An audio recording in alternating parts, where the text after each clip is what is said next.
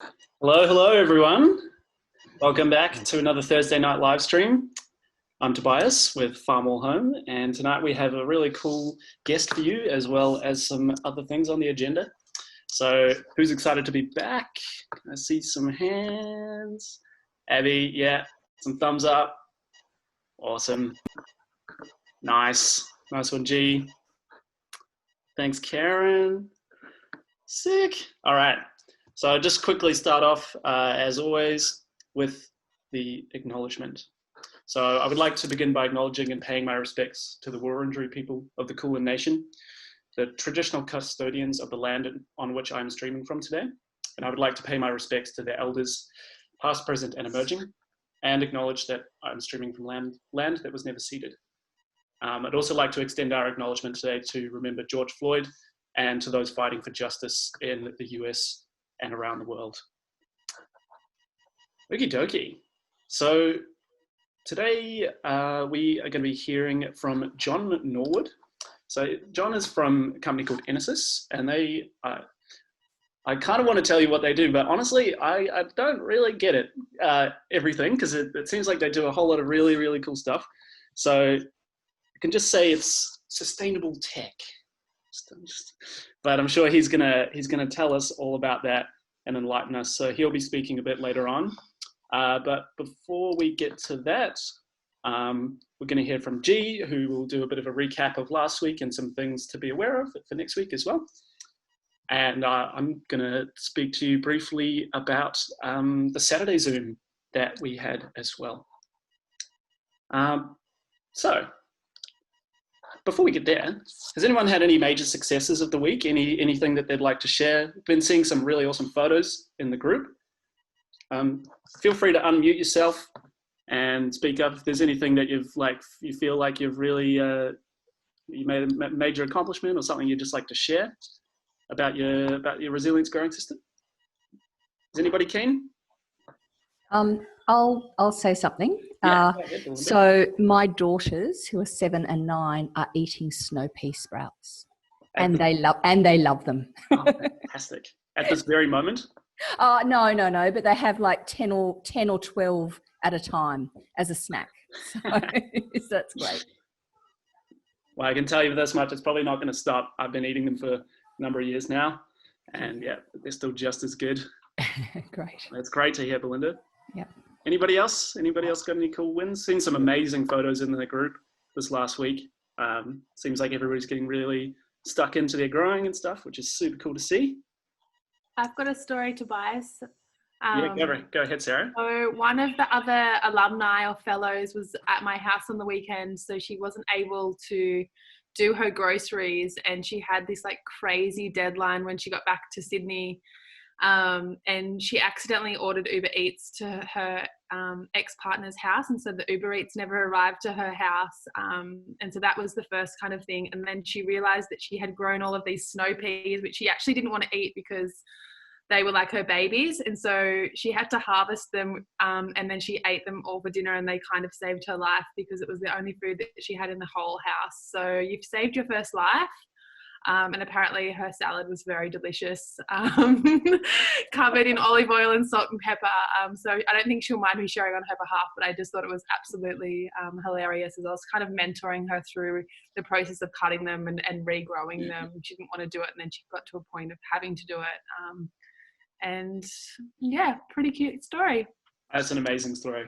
That's what it's all about, you know. Just imagine we don't recommend a diet only of microgreens, but I think it's possible, maybe. I'm keen to try. Keen to try at some point. Oh, thank you so much for sharing that, guys. It's really awesome to hear. Some wins and cool stories coming out of the cohort. One really cool story one cool experience we had again was on Saturday doing the kids session. So for those who don't know, we've been doing kids sessions on Saturdays like this, but focus more on the kids who are here with us in the program. And I can see a few of them here tonight as well, which is cool. And we've been looking at the UN Sustainable Development Goals. So going through some of the goals that apply in the Resilience Growing Program, and taking the things that we're learning about urban farming and applying them in addressing some of those issues. So we looked at good health and well-being, which is number 4, number 4, I believe. And like Elon's rocket on the weekend, we seeded some rocket microgreens, and yeah, it was good. Like, it was lots of fun. We learned about all the good health and well-being and how we can use microgreens to grow. So expect to see some rocket in the Facebook group, I'm pretty sure. And this Saturday we have another really cool session coming up. We actually have a guest speaker on Saturday, our friends at Grasshopper. So Grasshopper are a educational startup they design digital interfaces to make I don't know, what is that? They make digital interfaces for games on phones and laptops and digital screens, but making them physical. So taking the act of physical play and all the fun games that we remembered playing as children and sort of connecting them with digital. So kind of marrying the best concepts of what digital can teach us with the fun and interactive playfulness of real toys. And they have really awesome insights to share. And so they're going to be talking to the kids on Saturday. So I encourage anyone who wants to hear from them to come and join. It's going to be awesome. So yeah, that's the Saturday Zooms. I'm going to pass over to G now, who is going to do a little bit of a recap of last week and some things that, just some of the things to be aware of coming into this week. So I will pass over to him. Take it away, G. Oh, there we go. Good evening, everyone. Hope you're all doing well. Yeah, so we're pretty excited as we're almost entering the halfway mark of the program, like week 7 next week of the 14 weeks. So for us, knowing that this was a pilot program from the start is a pretty great achievement as already, and we're so glad to see all the activity on Facebook and in the weekly Zooms, and it's amazing to see how we're all engaging with the program and how it's delivering the outcomes that we hoped for. Yeah, so last week we've sent you an introduction to hydroponics, which was written by Wilson Leonard. So that was a good warmer upper, like a good warming up to next week, where we're going to actually look at our styrofoam box now and actually start setting up our hydroponic system next to our fish. So the fish will arrive at the same time next week. So it's all going to start coming to life on both sides. So your tank is starting to build a balanced ecosystem now, and it's coming into shape. From next week, when your fish arrive, they're going to start adding nutrients to that system, and that cycle is going to develop itself to make to create even more nutrients for your delicious microgreens. And then we're going to start with the other experiments. So I've seen some of you growing your charts successfully in the soil. The sponges haven't had that much success as we get it from Facebook, but that's all part of the learning. Sponges are quite tricky because they need to be have the exact humidity at all times and stay consistently warm. While in the soil, the seeds are often a bit better protected, and we have much higher germination rates in our home environments than we do in the cubes. Leo from Compass Catering Group made a delicious recipe. Show of hands if everybody wants had an attempt to make it. Not yet. Keep it in the inbox. So next time you've got guests over, now that's allowed. After the 1st of June, it's definitely a good recipe to make. We're also transferring from half trays now and small trays into full trays. So you've done your half tray of pea shoots. The next one up was radish, and we've passed broccoli, and we're already going into rocket now. So we're keeping that base up just to give you enough knowledge about the different microgreens, but feel free to set your own pace from now on to seed the type of microgreen that you feel like, as it's been one that we've covered. So you can always refer back to the program and the overview on how to seed that specific green and which density to use and how it's best. Also, using the full tray, you'll have one less layer of plastic between the tray and the tank, so it'll be much easier for your roots to reach the water.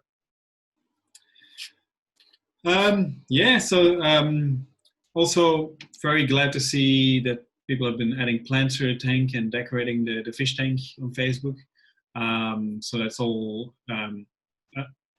wasn't part of the program, but we're very excited to see those kind of progressions. Next week, we're also, aside from setting up your hydroponics and your fish, there's also some interesting conversations coming up about local food and why local food is so important. With one of our neighbors here at the Melbourne Farmers Market, Miranda Sharp. And then Ben Mack is going to join us as a special guest from the Social Food Project. We will also be sending you a few, like your nutrients, but also your extension for your light post, so you can actually have a complete system by the end of next week. So all of that is making us really excited. There's a long weekend in between, so I'm sure we all have plans to go out and enjoy the sunshine and the beach and go head into nature. But it would be amazing if we could see some of the kids in the program on Saturday as well. So yeah, that's it for me. I'll pass it back on to you, Toby. Thank you, G. All right, I think that brings us to John. So we're really excited to have John Norwood from Inesis to speak today.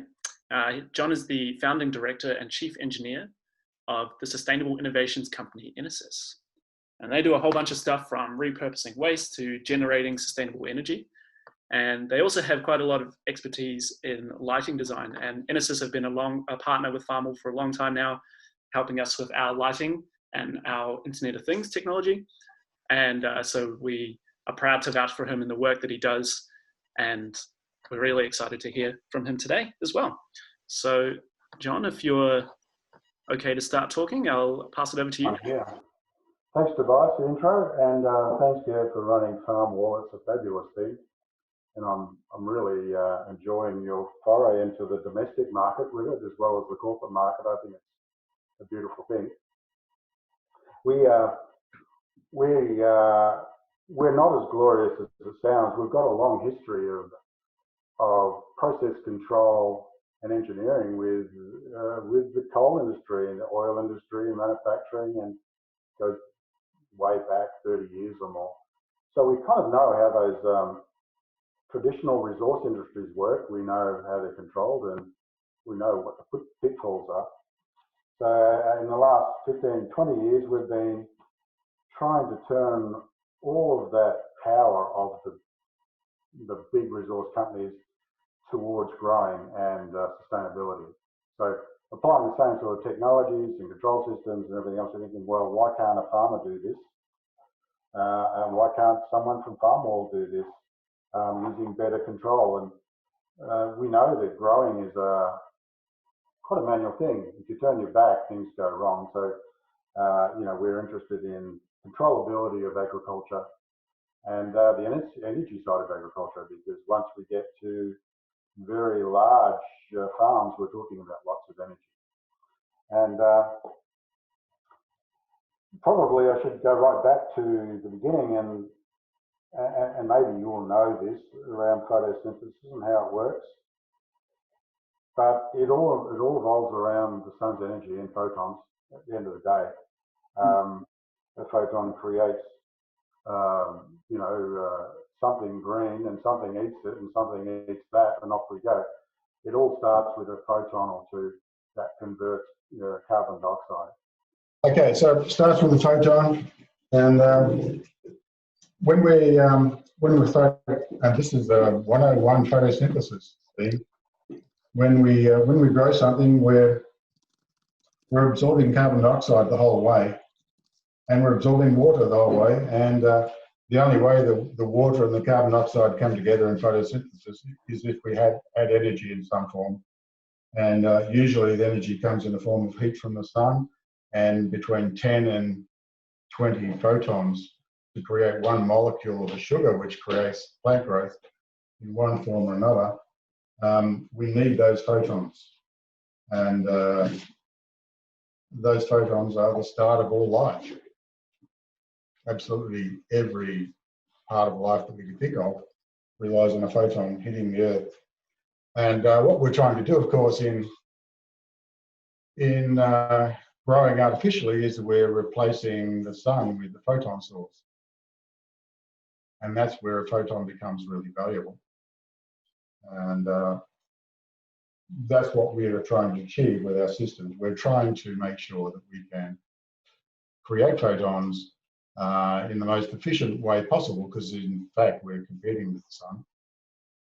And you might say, well, let's just keep on doing broad acre farming because there's plenty of photons out there during summer.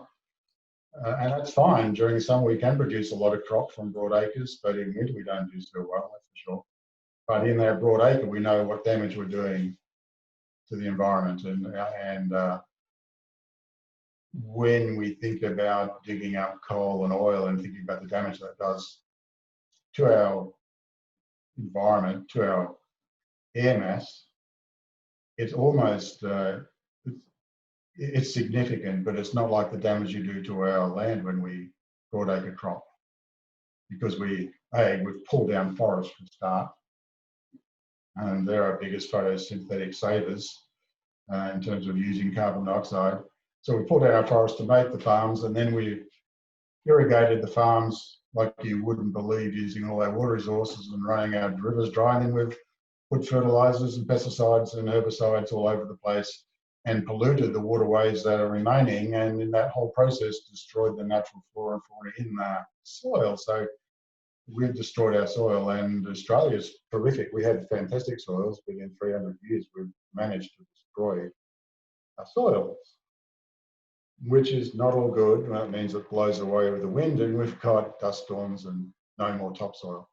So we're in a pickle, and really we can't afford to continue broadacre cropping the way we do.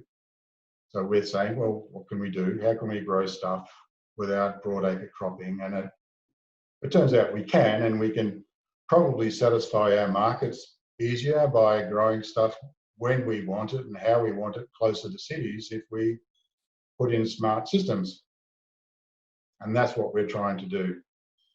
We create very elaborate modelling to show what systems we need to put in to grow things. And then we do more modelling to say, well, how can we energise this? Because now we've got systems that maybe don't rely on the sun so much. It's nice if we can. But when we're talking about high density growing to feed cities, we don't have those acres available in cities, and it's expensive land, even if we did. So we have to go multi-storey, vertical farms, mini farm walls, and all of a sudden the light's no use to us at all. Once we stack a farm wall up or vertical farms up, we've got less sunlight or no sunlight. So we have to be able to create the photons as cheaply as possible without destroying the earth. So therefore we draw our attention to renewable energy. What can we do with renewable energies? And of course the obvious things, solar, but we need probably 4 times more acres in solar panels to do the same job as the sun anyway. We might as well have stayed with cropping. Since solar panels are only 20-25% efficient, the sun was doing a better job on its own without panels. We've got wind, that's not a bad bet. You know, energy density is not quite there for us. Coal, out of the question. We can't dig up coal to create photons to grow. It's like the worst possible thing we could do for the planet. We're adding so much carbon dioxide to the atmosphere in order to make the energy to grow the plants that the carbon footprint is atrocious. So we're looking at all kind of renewables, mainly around cities, because we know cities have got waste issues. We're saying, hey, if a city's got a waste issue anyway, let's at least clobber that and do waste to energy that a city produces. So we're talking about all the obvious things that we can convert to energy, being organic waste, soft organic waste like fruit and veggies, restaurant foods, supermarket waste, farmer wastes, all of those organic waste in that whole supply chain to us. If we can pick those up and convert those to energy, at least we can grow from that. So partially we can grow our own food from our own food waste. And you think, well, how can that be? Well, it is like that because we did a model called 10 grams of basil, which says, look, hey, if I've eaten 10 grams of basil, I've actually got it in my mouth, I've chewed it and I've swallowed it, how much did we have to grow? And if you work backwards through the supply chain to, say, a broadacre farmer, we had to grow 40 grams of basil to eat 10 grams of basil, because the losses in the supply chain are so great, all the way down from the farmer, who probably can't sell 30% of his basil because it doesn't meet spec. And then through transport losses, through distribution centre losses, supermarkets, we know, waste 40% of everything in green that goes to the supermarket. We know 40% doesn't get sold because it's probably beyond its use-by date. It's not fresh enough, or it's been squashed or damaged. And then once it gets to our refrigerator, I don't know about yours, but we throw out a lot of our crisper drawer. We never eat it. So the waste streams are massive in the food chain. If we were able to collect all those waste streams, we can readily convert that to energy. That's not a hard thing to do. And it's not like, I guess, incineration or something that's got a bad note. Converting an organic to energy is a simple process. So we're trying to do that sort of thing where we're saying, hey, look, let's combine these industries for once. Never really been done. Let's combine waste recycling, and let's just stay with foods and fresh fruit and veggies, or stale fruit and veggies. Let's combine that whole waste industry with an energy industry, engines, turbines, heat exchangers, all that stuff. And let's combine that with a grower and put them all on one site and say, hey, now we're converting waste to energy to food and starting the whole cycle again. And really, we've gained the energy of the waste to grow more food, but we've also diverted that waste from landfill. And when organic waste meets landfill, it doesn't matter what happens. Decay has its way. It produces carbon dioxide and methane. It has to. Anything green that rots down has to produce carbon dioxide and methane. We're saying, oh, let's do that in a controlled way because we want the methane. For sure, that's perfect energy. We want that energy. But if the methane escapes in a landfill, it's 25 times worse than carbon dioxide. And I know we're all a bit alarmist about carbon dioxide, but we should be more alarmist about methane because that's a much bigger threat to our global welfare than carbon dioxide is. Nevertheless, we want to do that, convert the methane to energy, use the energy to grow more crop. And this time, the crop is grown much closer to home. So with this urban growing capability, and now we're multi-story, we've got high density growing. So we can go into high density areas and we can distribute that food much, much closer to whoever is eating it. And in a farm wall case, it's straight off the plant. In fact, you'd have to say, well, there's no waste except the root mass that's straight off the plant. So we're not doing this 10 grams of basil, 40 grams grown with a farm wall. We're doing, I don't know, we're only wasting a couple of grams in the root. We don't eat, and we could even eat the roots if we wanted to. But so that whole concept of urban farming is pretty valuable, but only if we can associate that with an energy solution. We have to remember we can't continue to grow things from coal. When it comes to lights, we've thought about the energy side of growing, and that's on the supply side of the growing. And on the demand side of growing, lighting is key. We've done lots of algae projects in the past, and in one of those projects, we're trying to grow algae as fast as we can. We're doing it in open race ways when using the sun, but to inoculate and to make seed algae, we're trying to grow algae in big tanks with lights. So we developed a whole series of very high efficient lights to grow algae with. And that's kind of ended up with us producing grow lights for greenhouses as well. So we've looked at all the intricacies of light and what light does to the growth of a plant, and what, you know, if every photon is valuable, which photons do we produce? Because they're not all the same. We've got photos in red spectrums, photos in purple spectrums, photos in every spectrum. That's why we get white light, and we all know if you mix all the palettes and all the colours, you end up with white light. And the sun is beautifully balanced white light. But it turns out when you're growing plants, we don't actually need all of those photons. A plant doesn't really make much use of green light or any of that band between red and blue. It's a great big band of light in there, the greens and yellows that the plant really doesn't use. So we've focused on, you know, producing lights that only produce the photons in the bands that the plant uses. Why are we throwing energy at green photons, for instance? So, you know, by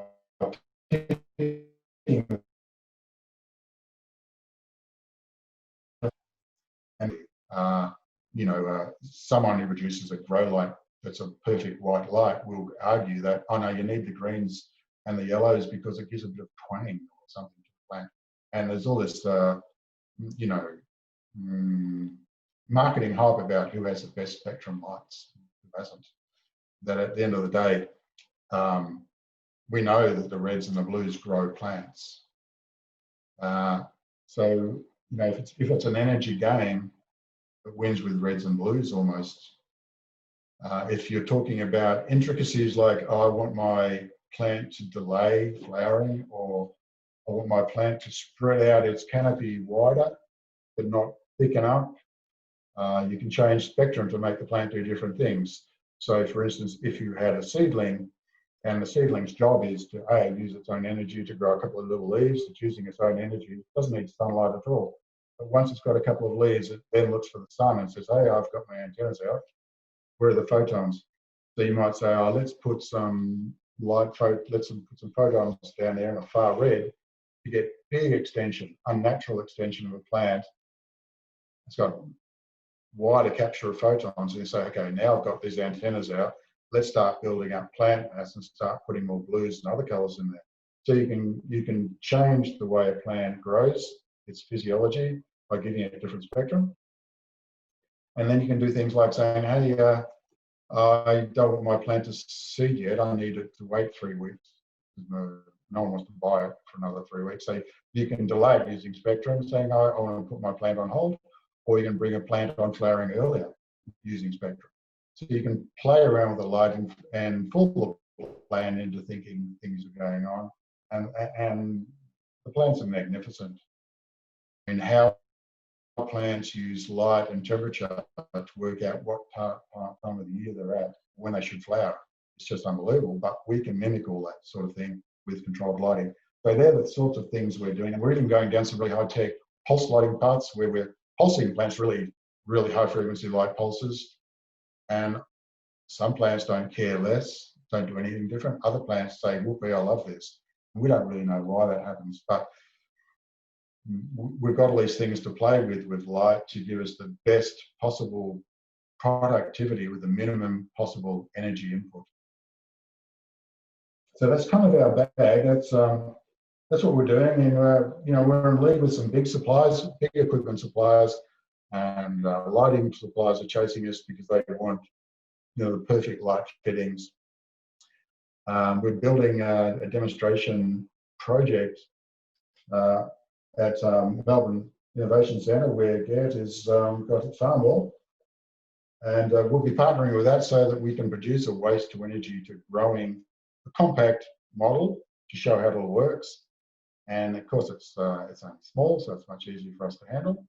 Once we get to a larger thing, a community-sized thing or a council-sized thing, they'll be significant. We'll have a major recycler and a major energy company and a major grower or two or three. And it could even include other industries that are fabulously capable of sharing organic resources. For instance, a brewer who produce every day a massive amount of spent grain. If they put a ton of grain in the front, they make 500 litres of beer or scotch, and they produce half a tonne of spent grain, which is fantastic to recycle into energy. A, we get the energy from the grain, and B, we get the nutrient from the grain, so they both feed the growing paper. So if we do a multi-industry hub or community or whatever you want to call it, we can have lots of industries there. Food packages, abattoirs, whatever that industry is, yes, an organic industry, we can add it to it, including market gardeners. So that's what we're trying to do. And if any of you visit MIC, you'll see us there in the next few months, probably starting that process. What else can I tell you? Is there anything that anyone would like to know? Yes, that's what I was just about to ask. Thank you so much for speaking, John. We'd love to kind of open it up to the floor. If anyone has any questions, I know I've got a few. But if anyone, we'd love for people to unmute themselves and ask the questions this week if they're feeling comfortable to do that. So would anybody like to ask John a question or have anything to add? And just any thoughts? Sharon, was that a? Yes, yeah. Yes. Thank you. That's amazing what you're doing. Can I just, how do you collect the food waste? That's a really good question. We started out years ago a little bit utopian, thinking that the food waste will come to us, but it doesn't. So then we started thinking, we'll link with all of the major waste companies like Veolia and Cleanaway, whoever they are, who already have contracts to take food waste from restaurants and etc. And that's kind of okay, but it's all contested. It's like annual contracts. You might get a contract to take, food waste from Veolia one year, but next year you've got to bid for the food waste against somebody else. And when we're talking about putting in systems that cost money to put on the ground, we need to know that the food waste is there. We can't kind of gamble on annual contracts that the waste disposal companies live on. So then we're saying, well, it might be fine in the future when maybe there's even legislation that says all food waste has to go down this tunnel. That would be great. But at the moment, there's competition for it, and a lot of it still goes to landfill. So, we're thinking, let's just stick to the organic sources where we know it's at. And that might be food waste that come from, say, a cannery, SPC cannery, or food waste that comes from an abattoir, or food waste that comes from a farmer producer who's just got lots of food waste involved with their crop. So if we stick with a large industry that's got a guaranteed, or a brewer, for instance, that's got a guaranteed output of food waste or organic waste, then we know we can put the money on the ground and accept that waste. And it's probably going to be part of their arrangement rather than our own arrangement. Awesome. Yeah, I mean, there's plenty of food waste out there. But something that you just said, John, is kind of interesting. That, like, imagine a world where it does become a valuable resource, and then it becomes something that people have to bid for, and then people begin to respect the sort of the significance of what it means as a resource, but also how much potential it has to do good and also do bad, the kind of bad that we're seeing at the moment with all the emissions that you were talking about as well, the methane. Well, that's right. And also remembering the initial thing I said, that supermarkets had 40% food waste. So straight away you think, well, you know, a supermarket has got its food waste. It's already there. It's already in bins, and they've already got to dispose of it. Imagine if it went back to a vertical farm in town somewhere on the edge of town that is also their distribution centre. It would go straight from their shops back to the farm, which then feeds their distribution centre, goes straight back to the shops again. So 40% of all that food waste is caught right at the source. Hasn't even left the shop yet. And that's a pretty cool kind of idea. And for that, we've got to get Coles and Woolies involved in being a grower. And what we find is that when we talk about, say, a grower having an energy side, they're likely to say to us, hey, John, we have trouble just growing our crops and meeting supermarket demand. Forget energy, that's too hard. We'll say to an energy guy, hey, you should really, with all your carbon dioxide and heat and water that you're wasting, you should really be growing stuff. I say, John, you know, what? We make money digging coal, selling energy. Why are we going to grow things? So we can't convince industry to change their strides. They're industrially stuck in the hole they are. Waste is waste, energy is energy, growing is growing. So from that point of view, we're saying, well, we'll create a precinct where you can be just what you want to be, but we'll put in the pipes and pumps and everything else you need so that whether you know it or not, collectively, you're recycling. That's and amazing. that way they don't have to change their culture. You know, It reminds me of, makes me think of mushrooms and like mycelium and the way that kind of connects. I like forest analogies for some reason, but the way that mushroom mycelium connects lots of different plants and lots of different organisms in one forest ecosystem, and is kind of like a highway between all of them. And well, that's right, and those mixed ecosystems have a beautiful way of looking after each other. And when we try to keep it perfect monoculture, we end up with all sorts of trouble. But if we can join ecosystems, magically things start to work the way they're supposed to work. And of course, you've already done that with farm oil. You've added fish into the ecosystem, which is fabulous. And again, that can be done. How many people grow fish on a large scale and then use that resource to grow food? Or create energy in the whole mix. Just not done, because a guy that grows fish says, I don't know anything about basil, and vice versa. We have trouble changing cultural thinking. So the only way to do it is to be the underground linker and say, look, we'll host you, and you just do your business. And the waste guy has no idea we're growing basil or cauliflower or whatever.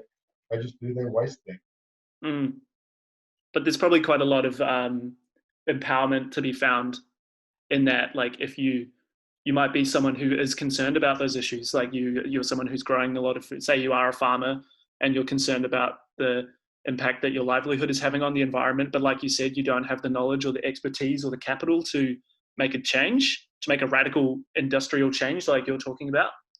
But if you can come in, if we can come in and sort of be that interconnector and allow people to kind of be a part of this new way of doing things, I think I would hope that people could find a sense of personal empowerment and kind of satisfaction in that, and knowing that they're now playing a role in a much more efficient and sustainable and kind of healthier alternative for the planet. Well, we do know that businesses really thrive, number one, to make profit.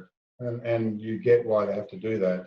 So they'll always look for the maximum profit line. So we're in a sustainable hub, research, whatever you want to call it. We have to show them that being part of this hub is more profitable than being out of the hub. Just on numbers, just in a dollars game, but it's definitely more carbon efficient or even carbon sinking. So we have to prove both of those arguments. But human nature being what it is, we have to put some restrictions on people who play in this new playground. For instance, if we're converting waste to energy, and the energy guy is supposed to sell his energy to the grower, but he decides he can sell it to the grid for more, he can't do that. So there's got to be rules in this where we play with each other in our playground, where he has to sell his energy to the grower first. That sort of, there's got to be some rules around this to make it work.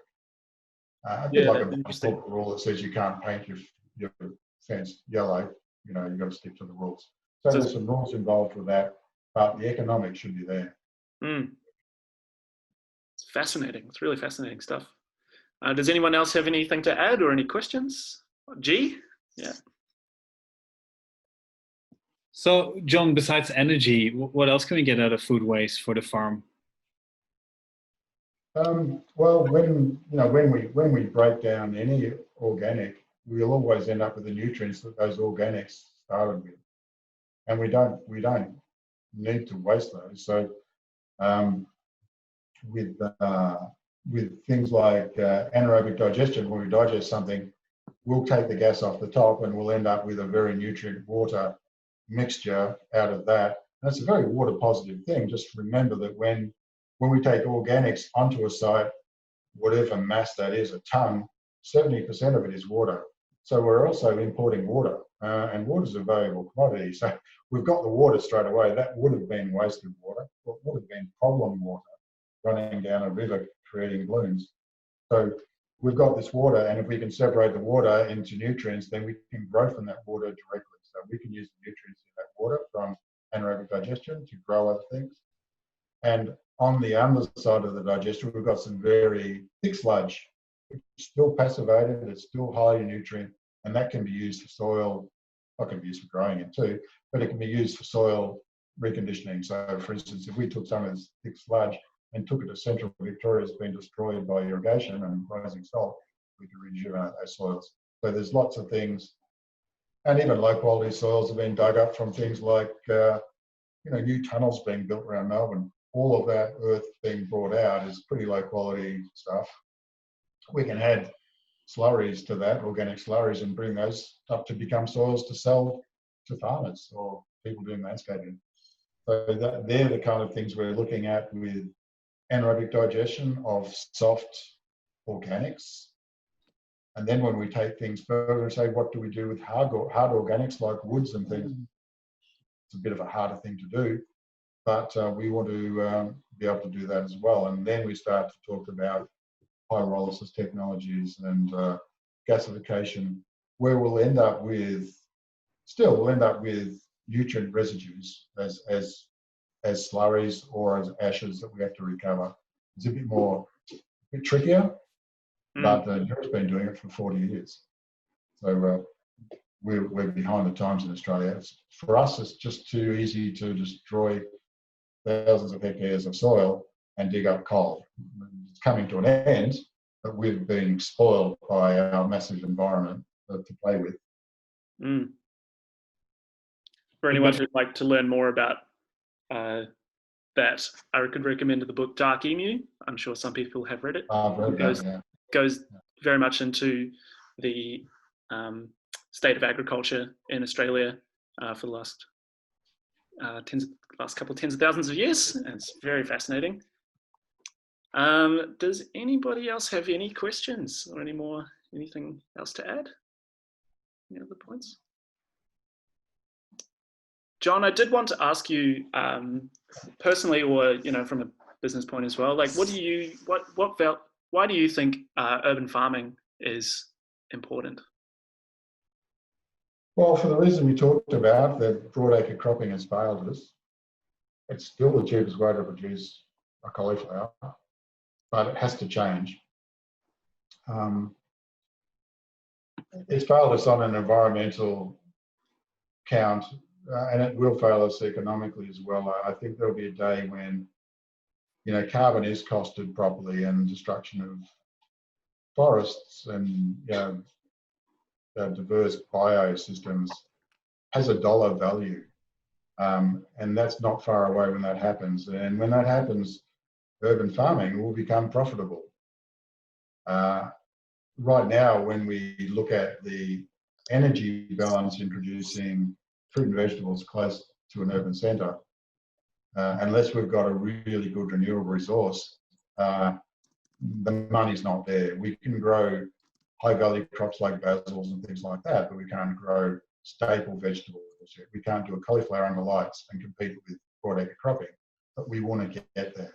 We want cities to be able to feed themselves to stop broadacre cropping and the transport losses and refrigeration and, you know, all of those protective things like herbicides and pesticides that we need to do with broadacre cropping. We don't need that if it's close coupled to the city centre. So, you know, it's come to a point where high density cities have to be able to feed themselves.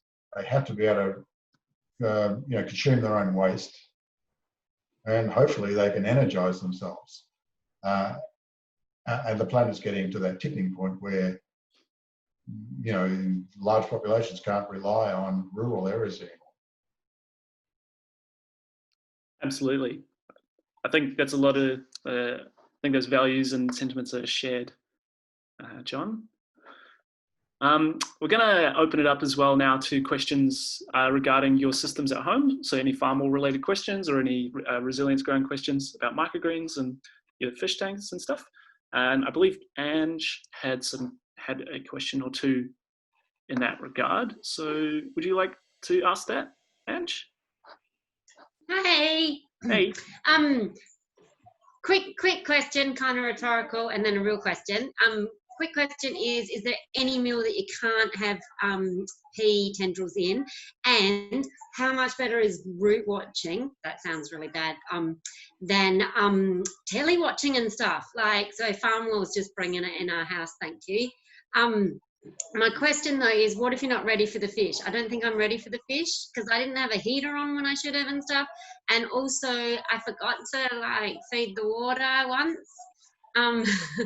And so do we let you know that when we think we've done 4 proper weeks? Maybe G could answer that question. From the sounds of it though, I think it should be fine. Like, it doesn't necessarily matter if you miss, I don't know, maybe G could answer that question actually, just the food. Yeah. Hey, Ange. I love your idea of root watching. First time I've heard that one, but yeah, I personally really enjoy root watching much more than telly watching, and I will that option anytime. Cool. And regarding your tank, so if it's been cycling for 4 weeks, 3 to 4 weeks, then you'll be fine. Like, it doesn't matter if the heater was on or not. In the end, it's like for us that was like a really healthy way to make sure that the fish are going to be that the water is going to be in peak condition when the fish arrive. But normally after 10 days to 2 weeks, people often introduce fish to their tanks and they'll be fine. So yeah. It should be all right, but if you're not comfortable, then we're happy to postpone them of a week. So, okay. Yeah. The best way to know for sure is to do a water test.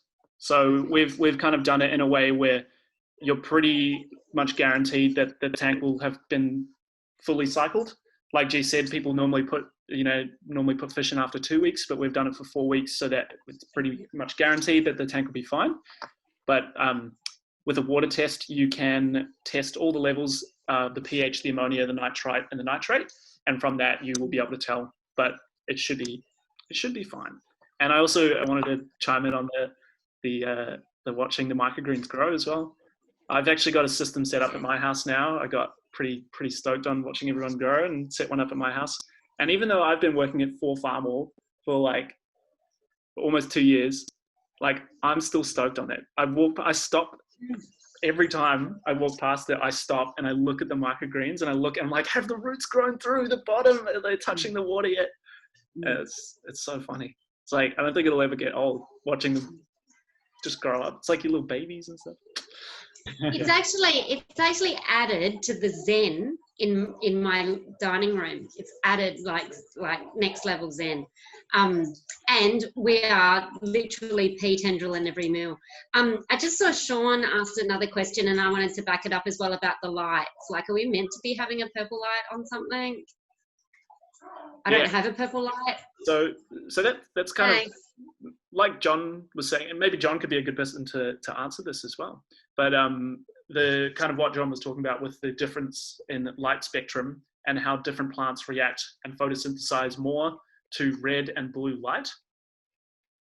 The reason that we've sent red and blue lights and white lights out, they'll both work fine, but the white lights are kind of more suited to the microgreens because they like, and maybe John could elaborate on this, but microgreens are good for the white light, and the red and the blue are good for the hydroponic lettuce and chard that have a longer grow cycle.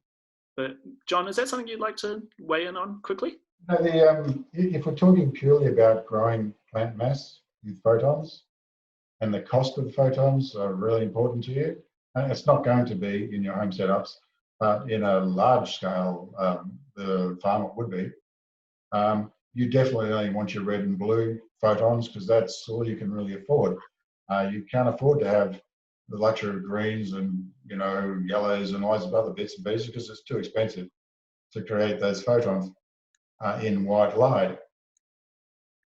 But as I said, there's anecdotal evidence that it might change the taste of your crop slightly, or it might change its flowering or its presentation. So, you can argue that white light is a good all-rounder for just about anything, and it is. It's what the sun does for a start.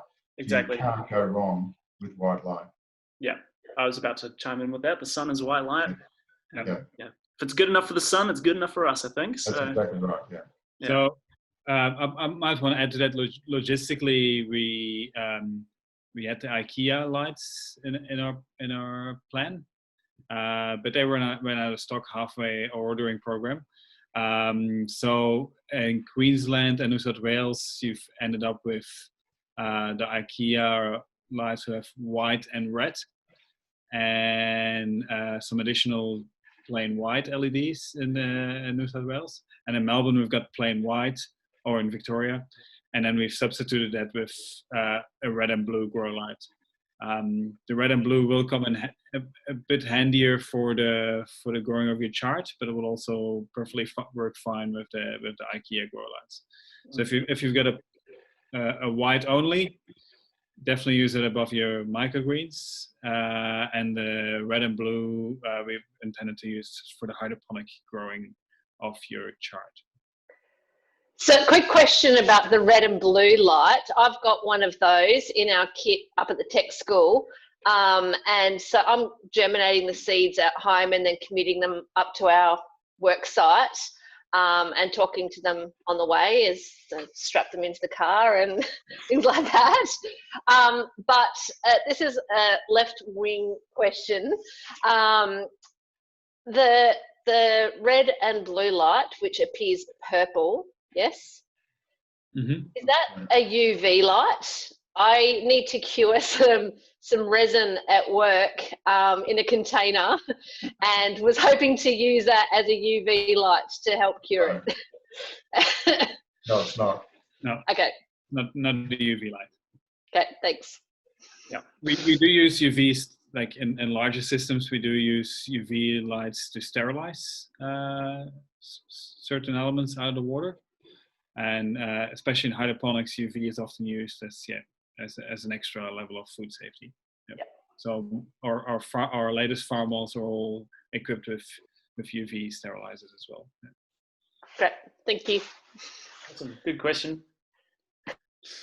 Cool. Do you mind if I Right, just pretty close. ask a really yeah. quick Yeah, question? Ebony. Sorry. Yeah, no, go for it. Go for it. But just on the lights, firstly, thank you, John, for that really fascinating talk. Just some really concerning stats, but fascinating insights as well. Thank you for that.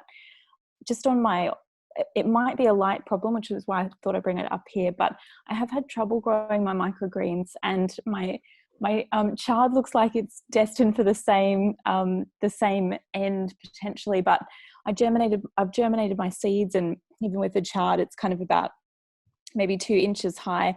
It's starting to grow little leaves. I've taken the lid off, but same with my little microgreens. The radish, as soon as I take the lid off, they're not very happy, even though I've put them under the grow light. So I'm not sure. I've got the red and the white light. So, and I have no direct sunlight coming into my apartment. So I'm not sure if it's a light problem or if it's a me problem.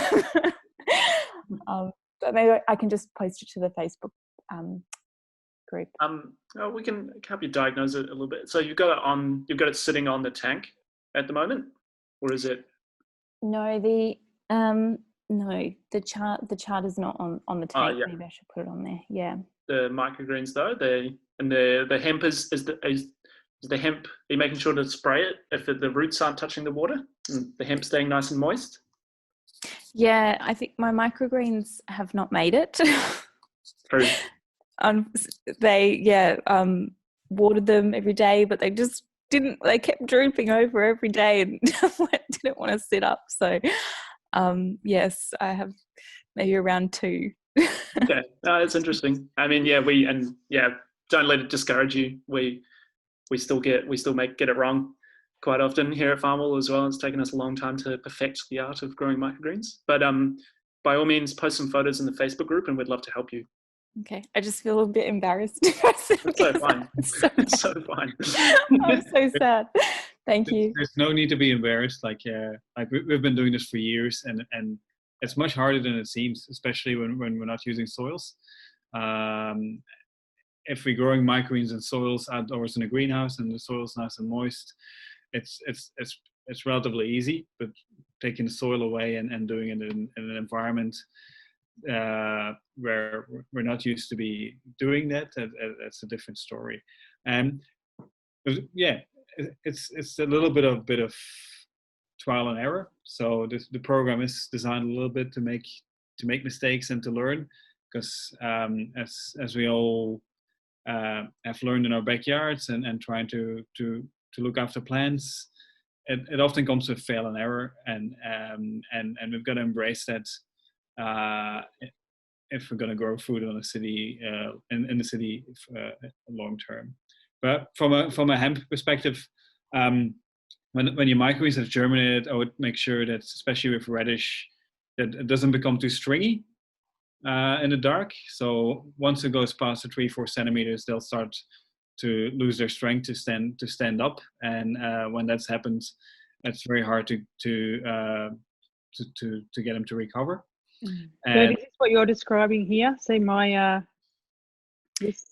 Yeah, that's about where mine are at. Yeah, I should have grabbed them. Yeah, so now they're basically ready for light. So it will be great to transfer them into the hydroponic system next week, and expose them to about 12 hours of grow lights. All right, so they're not too far gone. They look very, very gangly, don't they? Yeah. Just make sure they're not too moist. They're not overwatered, but not dry either. So I've had not so much success with the foam box. Yeah. As someone once said to me, farming is much of a muchness. So yeah, just got to kind of try lots of different things and find what works. And also what might work in one apartment, one house may not work in another. But we're here to help as well. So any questions and stuff, any photos, again, feel free to bring them into this group and to the Zoom calls and onto Facebook as well. Sweet. Thank you. Thanks so much for that. That's okay. Can I ask do I have time to ask one quick question? Yeah, no, go for it. On the top of that. Yeah, I guess it must be normal to talk to the plants, because I've been having great yarns with my microgreens, encouraging them to grow, and it's given me lots of peace, so thanks. But just with the germinated chard, they're in their tray. I've sort of been introducing them to a little bit of the red-blue light, because they were about 3 or 4 centimeters. Should I be waiting till they go into the box on the hydroponic side of things? Like, you can definitely expose them to light. And they're basically going to transfer now from hydroponics from soil to hydroponics next week. Okay.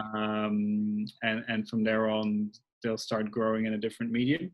So if your soil ones have been more successful than the sponge ones, then we'll use those. At the end, we pretty much want nine seedlings ready by next week that can go into your hydroponics setup. And so a few hours of light, like maybe I've sort of had them on for about 6 hours of light a day. But yeah, I mean, even more, like 10, 12 hours. How much light would you recommend, John, from your expertise? How many hours? Plants are pretty remarkable on a commercial basis. Some farmers are having 18 hours of light and, 6 hours off. So the plant can do a lot more. It just depends on your circumstance in your home as how much you want to throw at it, but you can throw 12 hours, no trouble at it. Cool. I think a general good rule of thumb is like 12-12. 12-12. If you're getting a bit of natural light as well, but also then play with it. If you're finding that your plants are needing a bit more light, you can always up it as well. And what you might also do is if you've got a lot of natural light near your plant anyway, you might think, well, during the day it's going to do okay without wasting any electricity, and just use your lights at the start of the day and at the end of the day to spend the hours, leaving the sun doing at least half the work. And that is not a bad way to go about it. And a lot of commercial farmers do that as well. Awesome. Sweet. Save some energy. Yeah. Save some energy. Definitely. Has anybody been measuring their energy? I know Brenton and Will were, but they're not in the Zoom today. Yeah. My energy levels are pretty good. How would you do? How would you do that with a little? Yeah, you'll have to get one of those plugs that measures your energy coming out of the plug that you're using for your farm wall. Yeah. So Bunnings will sell you one for about $19, and you can put it on your smartphone and check out your energy and watch an energy curve happen over weeks and months if you like. It's not bad for $19, and you can switch it on and off, from your phone if you want to. Yeah. Or you can set, once you've done that for $19, you can set up daily switch on and off programs automatically. And that's pretty cool too. It doesn't cost you anything to automate your lights that way and keep your energy under we've got the Wi-Fi power boards, or many people have got the Wi-Fi power boards set up at the moment, which is really fun for automating the lights and everything. Yeah. All right. I'm aware that we've gone over almost at 1 hour and 10. Well, that's pretty cool. Time flies. Yeah, it does. Time flies when you're having good chats. Does anyone else have any final words before I wrap it up, or can I get the? John's lights available to purchase, or only in a commercial capacity? They're not even commercial capacity. We've used them experimentally to grow algae, and in some experimental greenhouses. We haven't actually put them in large commercial growing situations yet. So, you'd have to be our best friend to get a couple of our light fittings, but they are pretty whiz-bang light fittings. Sorry. No, they're not for domestic use, really. They're kind of like the long.